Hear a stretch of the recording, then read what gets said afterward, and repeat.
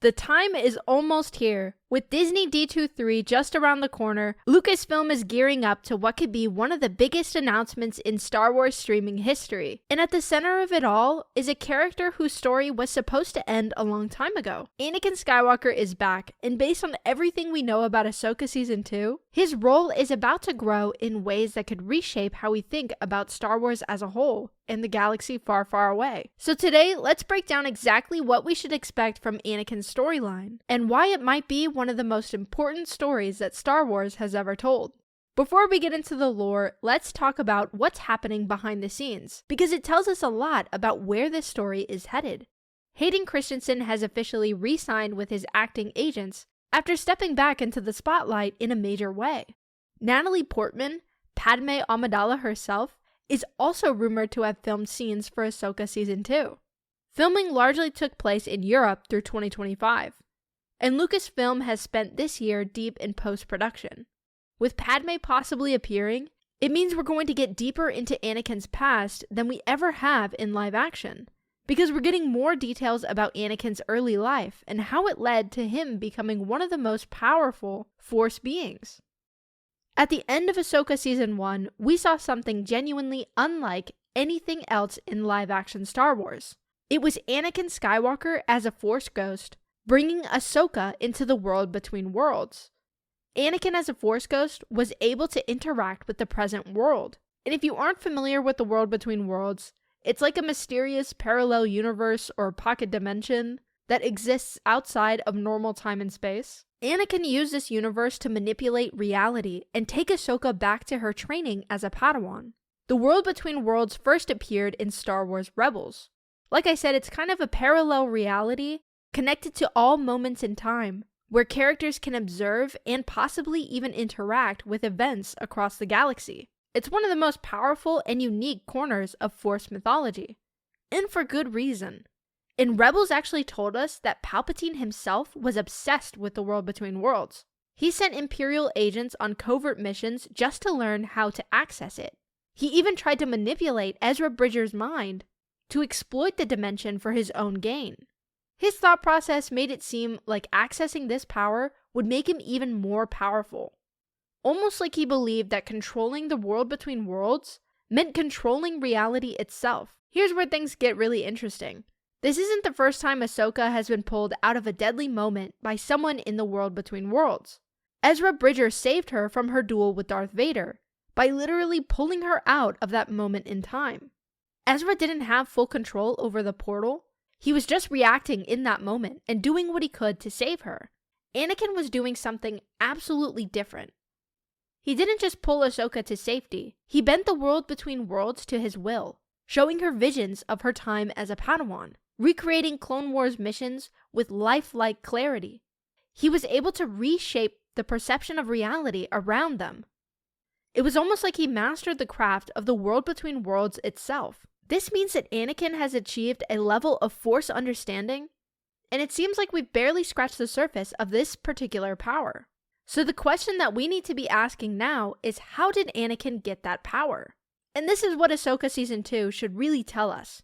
We know a little bit about why Anakin might have this power. From the Clone Wars TV series, in the Mortis arc, we find out about the Mortis gods. The Mortis gods were ancient godlike Force wielders.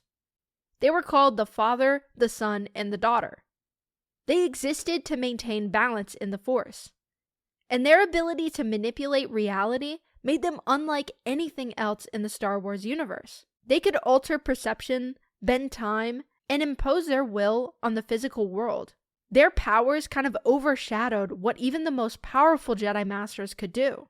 When Anakin visited Mortis, the Father referred to him as the Chosen One, and that was the entire reason that he drew Anakin and Obi-Wan and Ahsoka to Mortis in the first place. He was interested in the Chosen One being the only one capable of maintaining the balance between the light and the dark. The Father was fascinated by Anakin because he wanted to know if he could really bring balance to the Force.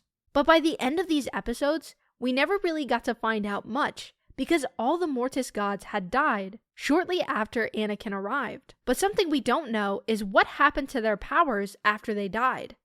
We know that the daughter gave some of her powers to Ahsoka. So here comes a growing theory that Anakin didn't just fulfill the prophecy of the Chosen One by destroying the Sith. He might have inherited the role of the Mortis gods themselves. It's almost like he became the keeper of the Force's balance, and possibly the controller of the world between worlds.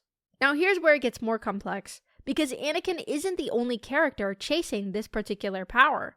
Baylan Skoll, the villain in Season 1, was driven by something deeper than just ambition. He was a Jedi in the Republic, someone who lived through the Clone Wars and survived Order 66.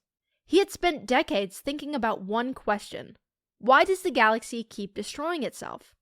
Why must there be a constant push and pull towards the light and the dark? Through decades of research, he came to one answer: the Mortis gods. Baylan specifically sought out a Mortis gods temple on Peridea. He was drawn there by the promise of more power, and the power to stop the endless cycle of the light and the dark battling themselves. He never really cared about Morgan Elsbeth or Thrawn returning.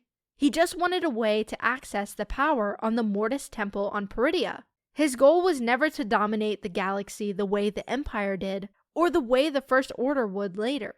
He wanted to end the cycle entirely, to stop the endless pendulum swing between darkness and light that kept tearing civilizations apart. And if one being could harness the power of the Mortis gods, that person could do exactly what Baylan wants.